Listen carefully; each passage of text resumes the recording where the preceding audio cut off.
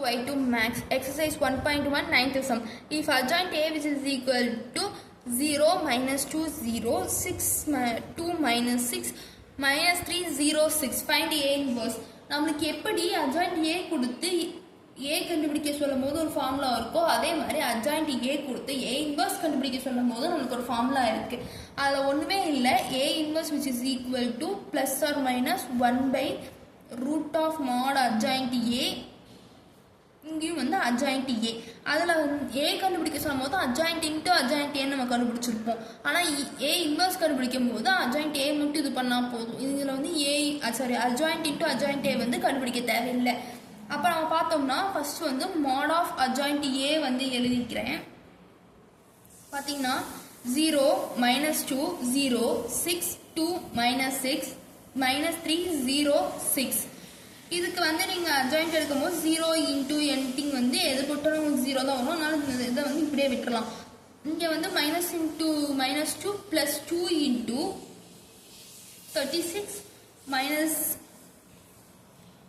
36 minus 18. ஏன்னா இது வந்து ப்ளஸ் 18 ஆகிடும். இந்த இடத்துல வந்து மைனஸ் இன்ட்டு ப்ளஸ் 18 மைனஸ் 18 அதனால இப்படி போடுறோம்.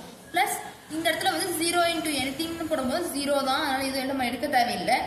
which is equal to 2 into 18 which is equal to 36 which is not equal to 0 அப்படின்னா இன்வர்ஸ் வந்து எக்ஸிஸ்ட். இதுக்கு அடுத்து நம்ம என்ன பண்ணணும், root of mod adjoint A என்னன்னு சொல்லி நம்ம கண்டுபிடிக்கணும். அப்போ root of 36 which is equal to 6. அப்போ இந்த இடத்துல போட வேண்டிய ஆன்சர் வந்து 6 தான்.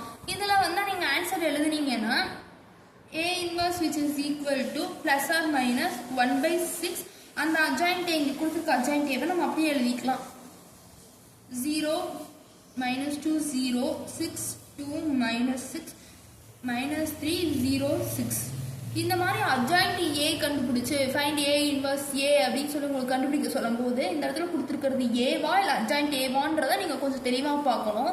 அப்புறம் இந்த இடத்துல find A inverse ஏவான்னு சொல்லி பார்க்கணும். அந்த இதை வந்து கன்ஃபார்ம் வந்து தெளிவாக நீங்கள் வந்து adjoint இந்த இடத்துல வந்து A கொடுத்து உங்களுக்கு A inverse கண்டுபிடிக்க சொன்னால் அதுக்கு வேறு ஃபார்முலா இருக்குது. அது வந்து நம்ம முன்னாடி பார்த்துருக்கோம்ல, A inverse which is equal to 1 by mod A of adjoint A அந்த ஃபார்முலா. இந்த இடத்துல வந்து adjoint A கொடுத்தா A கண்டுபிடிக்க சொன்னாலும் ஒரு ஃபார்முலா இருக்குது, A inverse கண்டுபிடிக்க சொன்னாலும் ஒரு ஃபார்முலா இருக்குது. அதனால நீங்கள் இதை வந்து தெளிவாக பார்த்து இது பண்ணிங்கன்னா கரெக்டாக இருக்கும். எக்ஸாமில் நல்ல மார்க்ஸ் ஸ்கோர் பண்ணலாம். தேங்க்யூ.